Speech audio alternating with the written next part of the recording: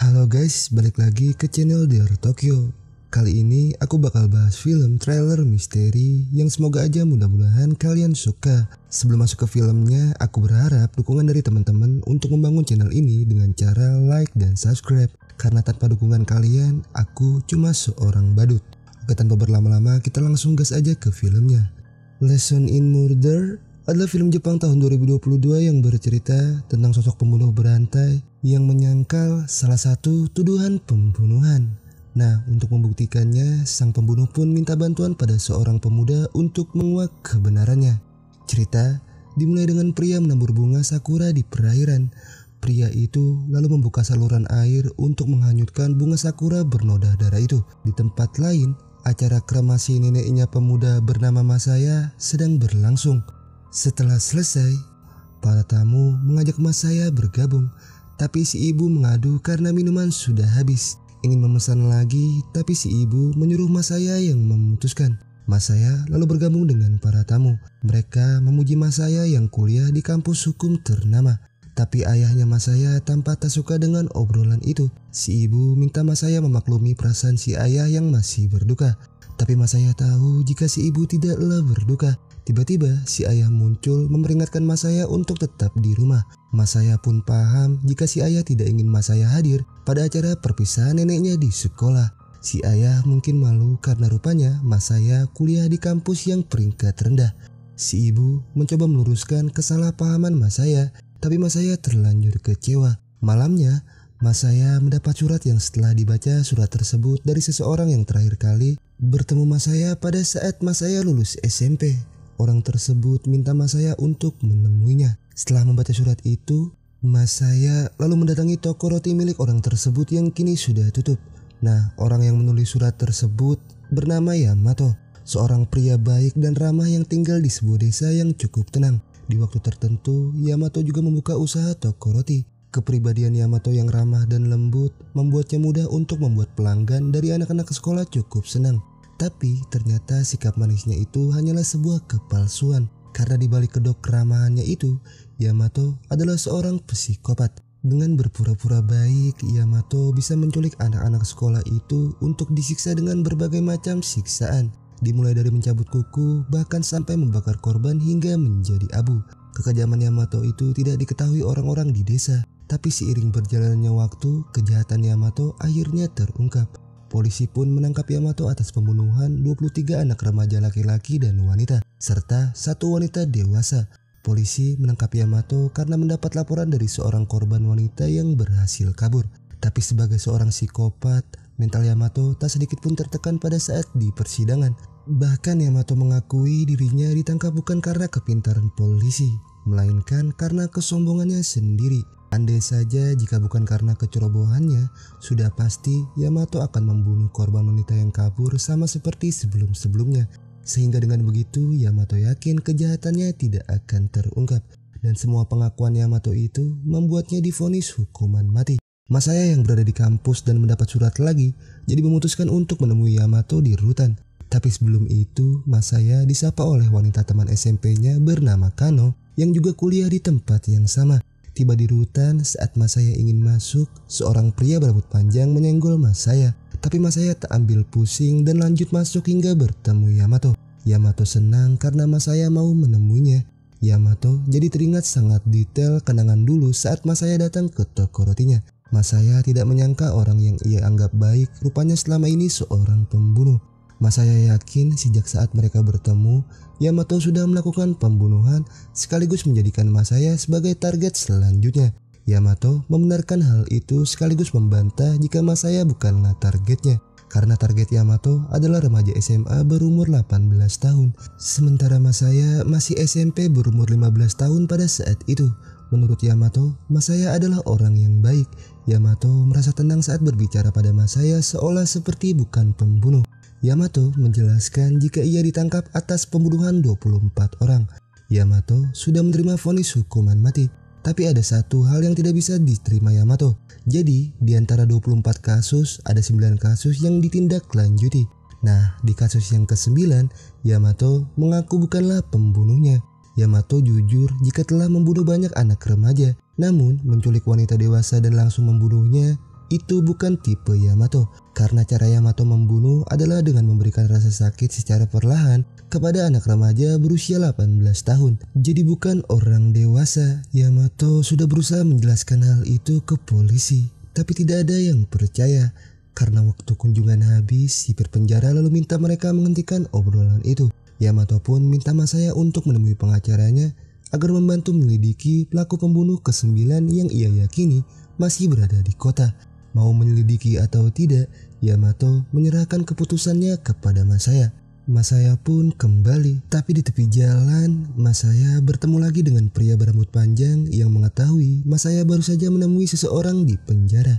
Masaya jadi bertanya balik, tapi si pria rambut panjang mengaku ingin menemui seseorang.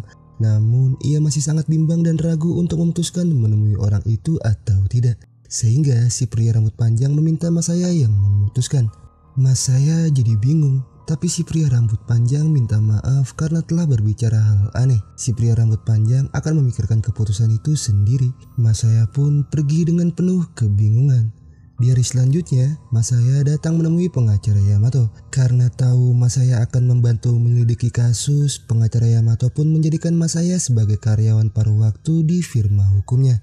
Pengacara Yamato lalu memberikan berkas-berkas kasus Yamato sambil berpesan agar Masaya tidak menyebarkan berkas-berkas tersebut ke publik. Karena jika sampai tersebar, pengacara Yamato akan memproses Masaya dengan hukum. Masaya pun menurut. Tapi setelah pengacara Yamato pergi, Masaya memfoto data-data korban pembunuhan Yamato diam-diam. Kemudian menempel foto-foto tersebut di kamar untuk menyelidikinya sendiri. Nah, dalam 7 tahun, Yamato sudah membunuh 24 orang. Hampir semua korbannya adalah pelajar SMA. Masaya pun mulai membayangkan cara Yamato mendekati korban. Korban pertama adalah wanita SMA berumur 17 tahun yang bekerja paruh waktu di supermarket. Yamato memulai dengan mendatangi tempat pegawai supermarket bekerja 3 kali dalam seminggu. Karena terlalu sering, mereka akhirnya mulai menyapa. Selanjutnya, Yamato sengaja datang lebih awal ke kedai tempat biasa pegawai supermarket itu minum kopi sebelum kerja. Karena pertemuan yang dibuat Yamato seolah kebetulan itu jadi membuat mereka menjadi dekat. Seterusnya, Yamato lebih sering ke supermarket dan sering menyesuaikan waktu kegiatan untuk bertemu pegawai supermarket itu. Dari pertemuan yang sengaja dibuat kebetulan hingga terbentuklah sebuah keakraban. Begitulah cara Yamato membangun hubungan. Para korbannya berumur 17-18 tahun dan mereka adalah siswa-siswi yang pintar di sekolah. Yamato sudah mengakui telah membunuh para remaja itu, tapi Yamato menyangkal kasus pembunuhan terakhir, yaitu seorang wanita dewasa berumur 26 tahun bernama Kaoru. Hari kemudian berganti. Masaya kembali ke kampus dan bertemu Kano sedang bersama gengnya. Sempat saling menatap, tapi Masaya langsung masuk ke kelas untuk menyelidiki kasus pembunuhan Kaoru. Dari hasil penyelidikan yang ditemukan, Kaoru masuk ke ciri-ciri korban pembunuhan Yamato.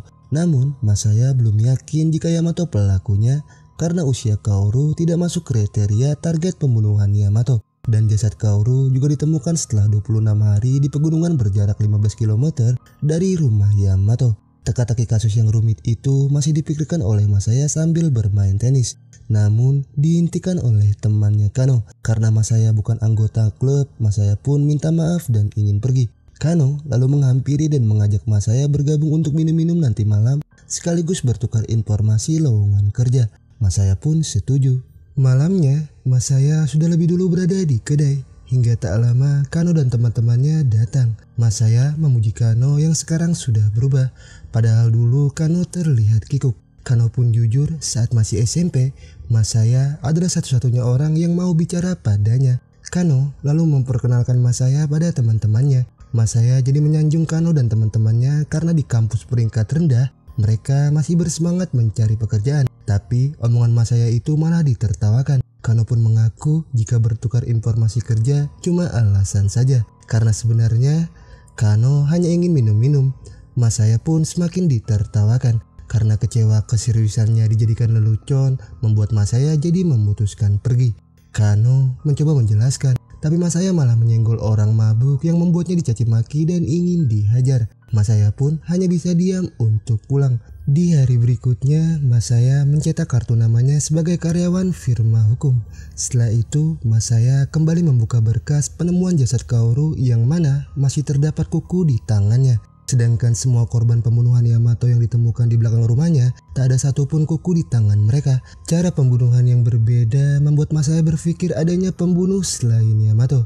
Masaya lalu mendatangi tempat jasad Kaoru ditemukan dengan arahan warga sekitar. Saat sampai di tempat tersebut, Masaya mulai membayangkan pada saat malam hujan deras sebelum tewas, Kaoru masih berusaha mencoba kabur. Tapi karena sudah terluka parah membuatnya sulit untuk menjauh, sehingga si pembunuh menyeretnya kembali. Karena kasus tersebut gempar, membuat tempat tersebut didatangi banyak orang. Dan akhir-akhir ini ada seseorang sering datang yang si warga tahu orang tersebut adalah temannya Kaoru. Masaya menanyakan ciri-cirinya. Menurut si warga, orang tersebut berambut panjang dan seorang wanita karena sering menangis pada saat datang. Hari kemudian berlalu, Masaya kembali menemui Yamato untuk memberitahu hasil penyelidikannya. Menurut Masaya, Kaoru dibunuh secara brutal. Tandanya pembunuh Kaoru membunuhnya dengan cara emosi dan tidak terencana. Berbeda dengan Yamato yang terencana dan sangat pintar serta memiliki ciri khas mencabut kuku. Sementara semua kuku di jasad Kaoru masih utuh. Yamato sudah meyakinkan polisi dan jaksa akan hal itu jika Kaoru dibunuh oleh pembunuh lain. Hanya saja mereka tidak percaya. Masaya juga menduga adanya pembunuh lain karena sebelumnya Masaya menemui rekan kerja Kaoru yang mengatakan ada seseorang yang menguntit Kaoru sebelum dibunuh. Menurut si rekan, orang itu adalah bosnya Kaoru yang naksir pada Kaoru. Masaya pun akan mencoba menemui bosnya Kaoru nanti. Masaya juga mendapat informasi dari teman SMA-nya Kaoru jika Kaoru sepertinya maniak kebersihan atau tergila-gila dengan kebersihan. Gejala itu semakin memuncak setiap tahunnya hingga sebelum kematiannya Kaoru mengidap ketakutan berlebihan terhadap kontaminasi bakteri atau biasa disebut germafobia. Masaya menduga pembunuh Kaoru tahu tentang hal itu. Makanya si pembunuh sengaja menyiksa Kaoru di lumpur. Dugaan Masaya yang logis itu membuat Yamato takjub dengan penyelidikan Masaya seorang diri. Meski dirinya seorang pembunuh, Yamato tidak sungkan menyuruh Masaya berhati-hati untuk penyelidikan selanjutnya. Dan perhatian baik Yamato itu membuat Masaya teringat kembali kebaikan Yamato saat dulu di toko roti. Selesai menemui Yamato, Masaya pergi. Tapi pria rambut panjang kembali ada di rutan.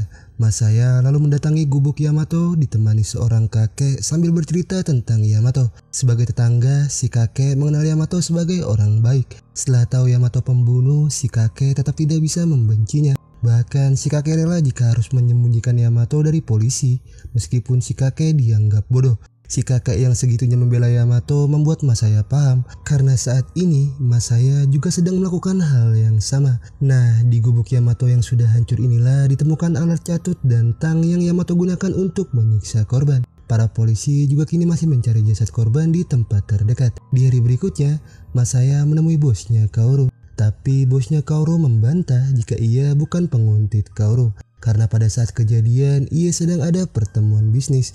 Dan di tempat yang sama ada kehadiran si pria rambut panjang. Kembali ke rumah, ibunya Masaya sedang memilih-milih barang si nenek. Masaya menyarankan agar si ibu membuang semuanya. Tapi dengan tegas si ayah muncul dan minta Masaya untuk tidak bercanda. Masaya pun jadi ikut membantu. Tapi terdiam setelah menemukan foto si ibu bersama Yamato. Setelah Masaya mencari tahu, rupanya dulu si ibu dan Yamato adalah anggota relawan panti asuhan. Ketua relawan mereka adalah seorang wanita yang juga sekaligus telah mengadopsi Yamato dan ibunya Masaya. Malamnya, Masaya menemui mantan anggota kelompok relawan tersebut. Mantan anggota tersebut pun menjelaskan jika ketua relawan atau ibu angkatnya Yamato adalah seorang aktivis HAM yang mengelola kegiatan sosial bertujuan mengadopsi anak-anak yang mendapat pelecehan serta kekerasan dari orang tuanya. Contoh seperti Yamato yang diadopsinya karena mendapat pelecehan secara fisik dan seksual dari ayahnya. Masaya jadi ingin tahu bagaimana Yamato saat dulu. Menurut mantan anggota, dulu di panti asuhan saat menjadi relawan, Yamato adalah anak kesayangan. Umumnya, anak-anak yang kurang kasih sayang cenderung memiliki sifat yang susah diatur dan suka memberontak. Tapi karena pengaruh Yamato berhasil mengendalikan anak-anak tersebut jadi menurut. Yamato bisa membuat semua orang suka dengan sikapnya. Mantan relawan juga yakin Yamato belum melakukan pembunuhan pada saat menjadi relawan karena yang ia tahu dulu Yamato adalah orang yang baik. Masaya lalu menanyakan tentang ibunya yang ada di foto. Mantan relawan menjelaskan jika dulu ibunya Masaya tidak pandai bergaul, tapi si ibu sangat dekat dengan Yamato. Hanya saja suatu ketika ibunya Masaya diusir oleh ibu angkat karena ibunya Masaya hamil. Masaya yang tercengang mendengar hal itu jadi bertanya siapa yang menghamili si ibu, tapi anggota relawan tidak tahu. Hari berikutnya, Masaya menemui Yamato untuk menanyakan tentang ibunya. Sebelum menjelaskan, Yamato menanyakan keadaan ibunya Masaya. Masaya pun bercerita jika ibunya tidaklah bahagia karena si ayah memperlakukannya seperti pembantu. Masaya dituntut oleh si nenek untuk jadi yang terbaik, dan ketika Masaya gagal, si ayah selalu memukulnya. Tuntutan besar dari si nenek membuatnya hampir tidak punya waktu selain belajar. Kebahagiaan yang Masaya bisa rasakan hanya pada saat berada di toko roti milik Yamato. Yamato juga jujur merasa bahagia pada saat Masaya datang ke toko rotinya. Hal itu membuat Masaya merasa Yamato adalah ayah kandungnya. Yamato pun mengisyaratkan hal itu seperti kebenaran yang sekaligus dikuatkan oleh ingatan tentang perhatian Yamato dulu terhadap Masaya. Untuk memantapkan keyakinan bahwa Yamato adalah ayah kandungnya, Masaya lalu menanyakan semuanya pada ibunya. Dengan berat hati, si ibu pun mengakui jika ia dulu dekat dengan Yamato sampai akhirnya si ibu hamil. Karena Yamato menyuruh si ibu yang mengambil keputusan membuat si ibu tidak bisa menggugurkannya. Masaya jadi berpikir karena masa lalu si ibu yang kelam itulah yang membuat si ibu tidak bisa menentang ayah. Masaya lalu minta si ibu untuk tidak khawatir lagi. Dan perkataan itu rupanya sama persis seperti perkataan Yamato saat dulu pada si ibu. Masaya pun jadi bertanya, apa itu berarti Yamato benar ayah kandungnya? Namun tiba-tiba si ayah muncul dengan tatapan datar membuat Masaya terdiam. Tapi setelah itu si ibu baru menjawab jika Masaya adalah anak kandung si ayah. Masaya tampak tak suka akan jawaban itu. Beberapa saat kemudian Masaya baru mendapat surat laporan jika Yamato terbukti terlibat kasus pembunuhan Kaoru. Karena ada saksi mata yang melihat pada saat kejadian, hingga di hari selanjutnya saksi tersebut didatangkan ke persidangan. Dengan berdasarkan pasal, perlindungan identitas pun dilakukan. Saksi lalu menyatakan kesaksian bahwa Yamato bersalah pada kasus pembunuhan Kaoru. Setelah sidang, Masaya bertanya pada pengacara Yamato, mengapa pasal perlindungan identitas diberlakukan kepada saksi tersebut? Karena seharusnya pasal tersebut hanya diberlakukan kepada korban. Pengacara Yamato pun menjelaskan jika saksi tersebut bernama Kanayama. Kanayama dan adiknya dulu juga menjadi korban Yamato saat mereka berumur 10 tahun. Yamato mengadu domba Kanayama dan adiknya agar saling melukai menggunakan pisau sampai berkali-kali. Nah, Masaya jadi menduga kesaksian yang dikatakan Kanayama berarti tidak kredibel, karena bisa saja Kanayama membuat kesaksian palsu hanya karena dendam kepada Yamato. Masaya merasa para jaksa penuntut sengaja memvonis Yamato bersalah dan membiarkan pembunuh Kaoru yang sebenarnya lolos. Tapi dugaan Masaya itu malah membuat pengacara Yamato merasa Masaya terlalu berlebihan berpihak pada Yamato. Tapi Masaya mengaku hanya mencoba melihat kasus tersebut secara rasional. Si pengacara pun minta Masaya untuk tidak lupa mengingat bahwa Yamato adalah seorang pembunuh berantai. Kelas 5 SD, Yamato sudah menyiksa anak perempuan sampai mati. Tapi Masaya malah memperingatkan si pengacara balik agar seharusnya membela kliennya. Si pengacara tentu membenarkan jika dirinya memang pengacaranya Yamato. Sementara Masaya bukanlah siapa-siapa. Masaya hanyalah seorang karyawan paruh waktu yang tidak punya lisensi. Si pengacara tahu Masaya telah mendatangi orang-orang yang tidak ada kaitannya dengan kasus. Si pengacara yang kesal pun minta Masaya untuk berhenti melakukan itu sambil memperingati Masaya jika Masaya ingin main detektif-detektifan untuk menyelidiki kasus. Si pengacara minta Masaya untuk tidak melibatkan firma hukumnya. Tapi Masaya masih ingin terus menyelidiki dengan menemui rekan kerja Kanayama untuk meminta informasi. Si rekan kerja pun menjelaskan jika Kanayama sudah keluar dari perusahaan karena menghajar bosnya. Kanayama menghajar bosnya setelah dihina seperti perempuan karena rambut Kanayama yang panjang. Padahal Kanayama memanjangkan rambutnya bukan untuk gaya, melainkan untuk menutupi memar di wajahnya. Kanayama mengamuk hebat karena hinaan bosnya itu mengingatkannya sama seperti hinaan dari ayahnya. Karena rupanya Kanayama sering diperlakukan buruk oleh ayahnya. Masaya pun kemudian menanyakan hubungan Kanayama dengan Kaoru. Tapi yang si rekan kerja tahu, Kanayama tidak mungkin dekat dengan Kaoru karena Kanayama datang ke perusahaan Kaoru hanya sebagai teknisi perbaikan. Setelah mendapat informasi tersebut, Masaya menduga bisa jadi Kanayama mengenal Kaoru, sehingga ia merasa bisa jadi Kanayama adalah pembunuh Kaoru yang sebenarnya. Hari berikutnya di kampus, Masaya mendekat ke Kano dan teman-temannya, tapi dengan sikap yang lebih berani. Perubahan sikap itu bisa Kano rasakan. Malamnya, Masaya yang ingin kembali tak sengaja menyenggol orang. Karena orang tersebut marah, Masaya jadi minta maaf. Tapi tiba-tiba Masaya berubah sikap lalu menghajar orang itu. Emosinya yang sudah tak terbendung membuat Masaya hampir membunuhnya. Untungnya Masaya bisa mengontrol diri meskipun tindakan itu membuat tangannya terluka. Kano yang melihat Masaya terluka langsung mencoba mengobatinya dan membawanya ke rumah. Tak lama Masaya mendapat kiriman foto Kanayama dari rekan kerjanya yang setelah dicek, rupanya Kanayama adalah si pria berambut panjang. Setelah itu, Masaya kembali menemui si warga sambil menunjukkan foto Kanayama untuk memastikan apakah yang si warga maksud orang yang sering datang ke tempat itu adalah Kanayama. Setelah melihat foto, si warga pun membenarkan bahwa Kanayama sesuai dengan ciri-ciri orang yang dulu ia maksud. Si warga kaget karena ternyata Kanayama adalah seorang laki-laki. Setelah itu, Masaya berdoa di tempat jasad Kaoru ditemukan. Tapi tiba-tiba Kanayama muncul lalu mengaku bahwa ia adalah pembunuh Kaoru. Pengakuan Kanayama itu membuat Masaya takut dan langsung kabur. Tapi tak berlangsung lama, Kanayama berhasil menghentikannya. Kanayama mencoba meluruskan kesalahpahaman Masaya dengan mengaku jika sebenarnya ia tidak membunuh Kaoru. Hari kemudian berlalu. Masaya kembali mendatangi Yamato tapi dengan raut wajah yang berbeda. Masaya lalu menjelaskan jika ia sudah bertemu dengan Kanayama. Masaya juga tahu dulu Yamato yang berusia 20 tahun sangat dekat dan sering bermain dengan Kanayama dan adiknya pada saat Kanayama berumur 10 tahun. Yamato mengaku bermain dengan mereka karena hanya ingin memberikan Kanayama dan adiknya sebuah hal yang tidak bisa mereka dapatkan dari orang tuanya. Masaya pun jadi bertanya apakah hal yang Yamato berikan pada mereka adalah sebuah siksa. Tapi Yamato membantah hal itu dengan dalih sangat menyayangi Kanayama dan adiknya karena mereka adalah korban kekerasan dan pelecehan orang tua sama seperti dirinya.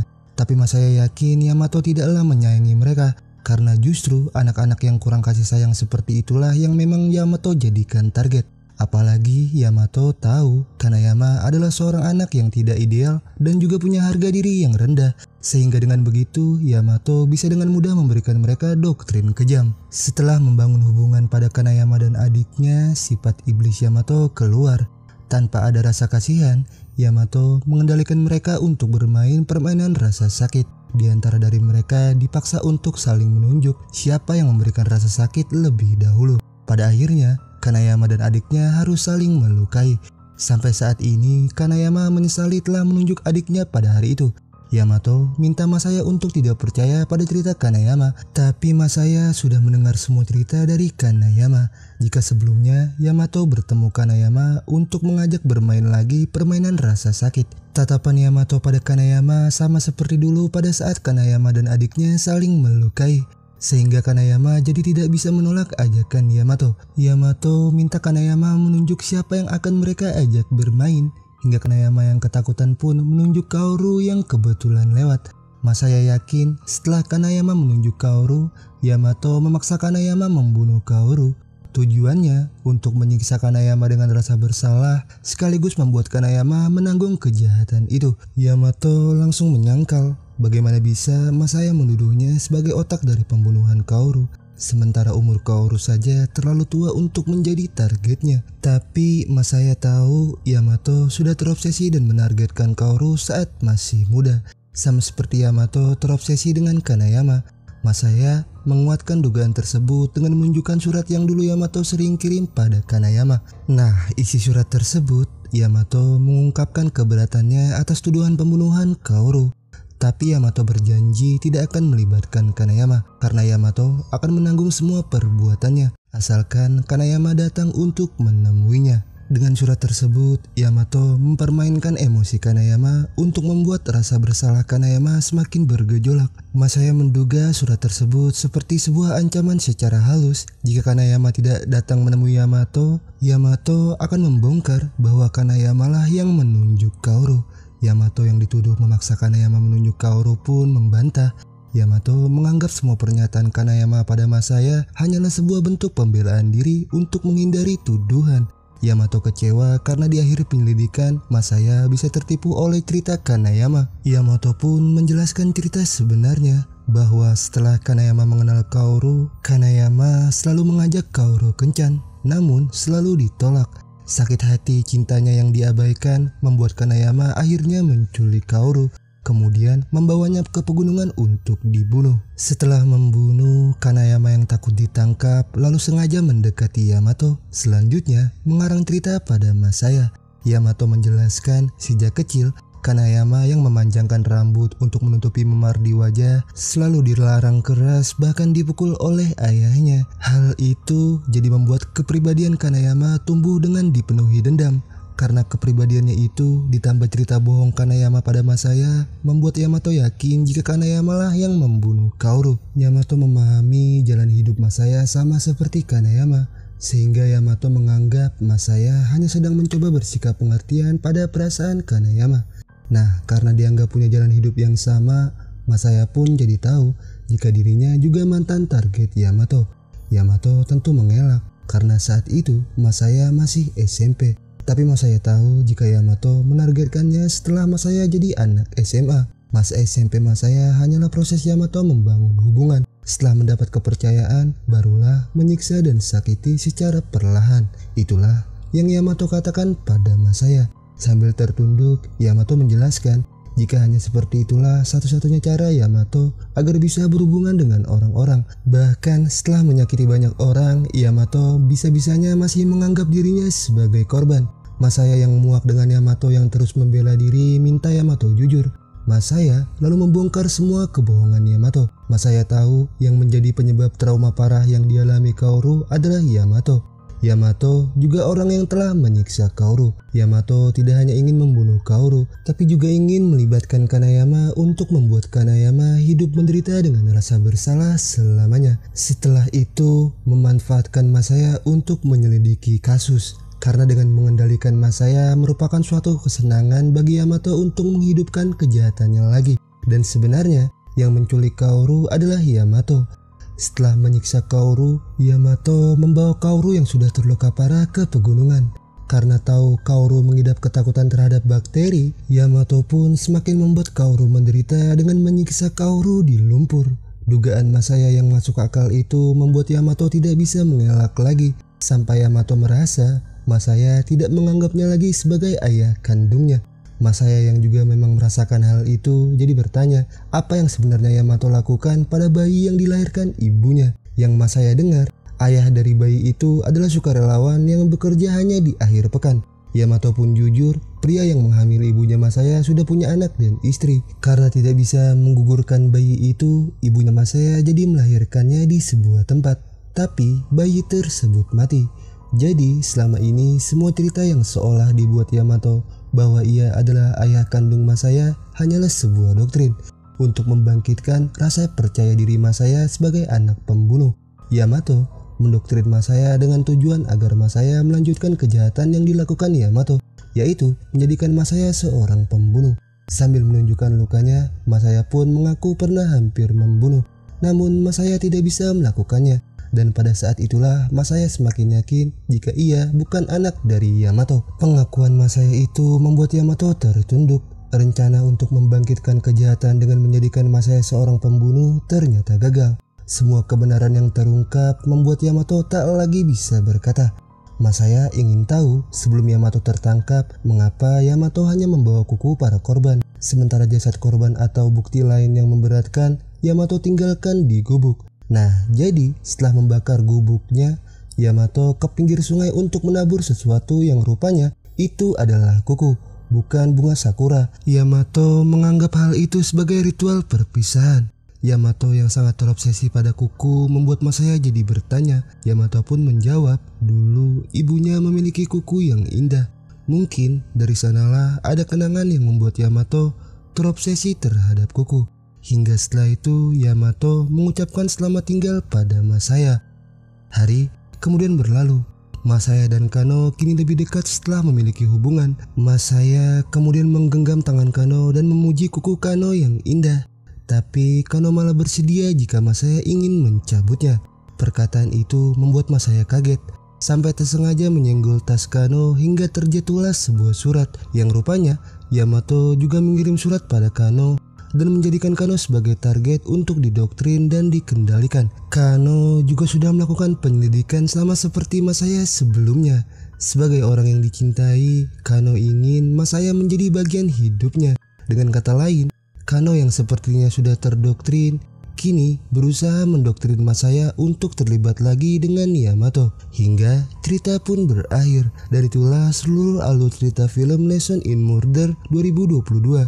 Terima kasih buat yang sudah menonton. Mohon maaf jika ada kesalahan dan kekurangan dalam video ini. Jangan lupa like, komen, dan subscribe untuk membangun channel ini. Terima kasih. See you next video.